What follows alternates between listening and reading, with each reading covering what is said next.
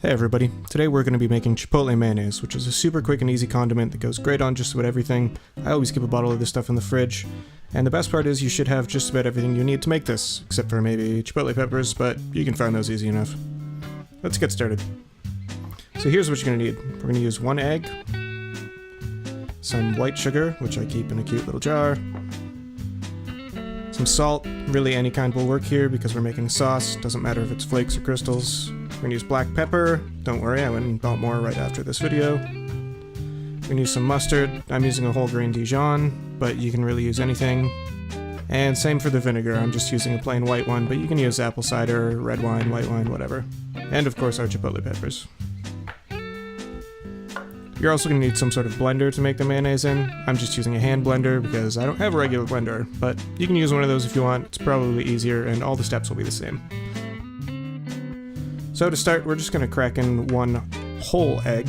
We're not going to use just the yolks like most mayonnaises do, because I hate wasting egg whites, and in the end you get the same thing, but it's just a bit thinner. It's mostly about the technique, which we're going to go over later. So now we're going to add our chipotle pepper. That's just 1 pepper. There's a lot more than 1 in the can, but you can make a hot sauce or a chili or something. I'll probably show you how to do that later, because now I also have an entire jar of chipotle peppers.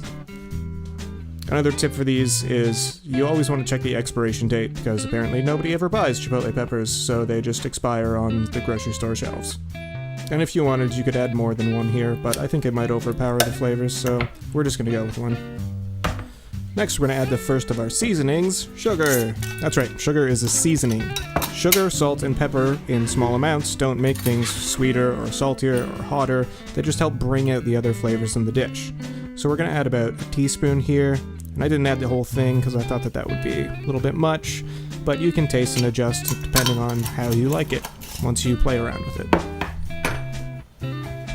The next ingredient we're going to add is going to be salt, which again just helps to draw out the sugars from the other ingredients and make it taste overall just less bland.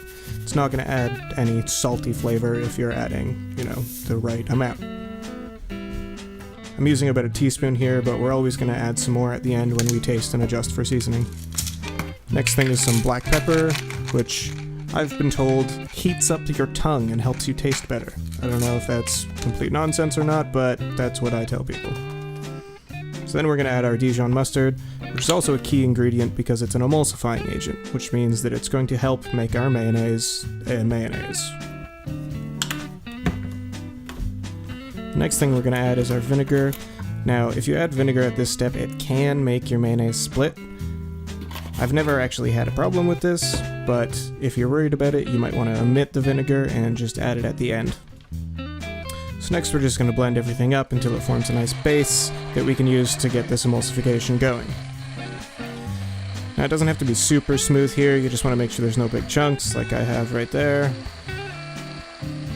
And you can blend this as smooth as you want if you want something smoother.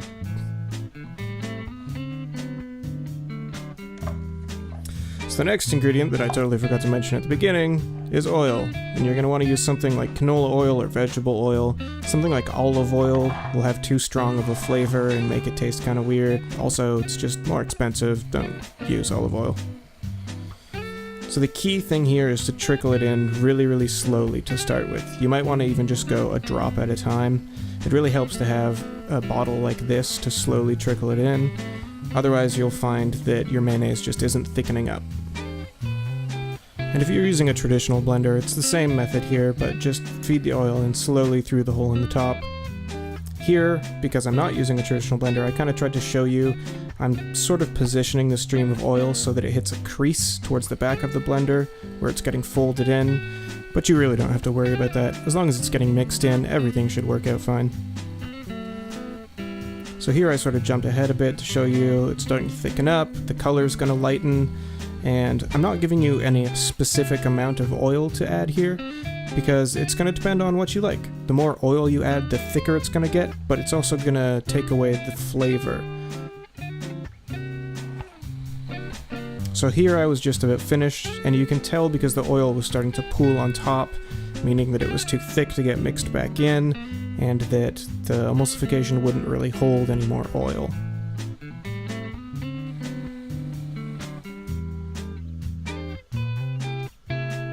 So here I just stopped, gave it one last blend to mix in the rest of the oil that was sitting on top.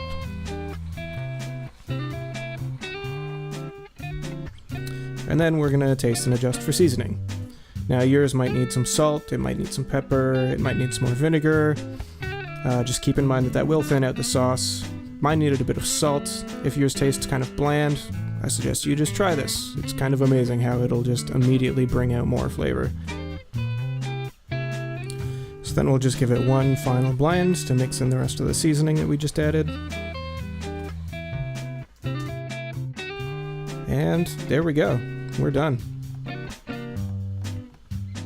Here you can get kind of a closer look at the finished product.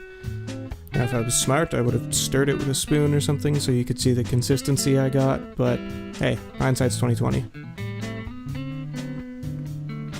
So there you go, just a really quick and easy recipe for Chipotle mayonnaise. It's a great condiment, I suggest you try putting it on absolutely everything. I normally just keep it in a bottle in the fridge, it'll last for about a month, but if you're worried about it, hey, just make it again. That took, what, like 6 minutes? Thanks for watching the video. I hope you guys give it a try and you like what you come up with. If you want to see more stuff coming out, be sure you subscribe. I'll have videos coming out whenever I have videos coming out. And make sure you go ahead and do all the other stuff that people ask you to do at the end of videos.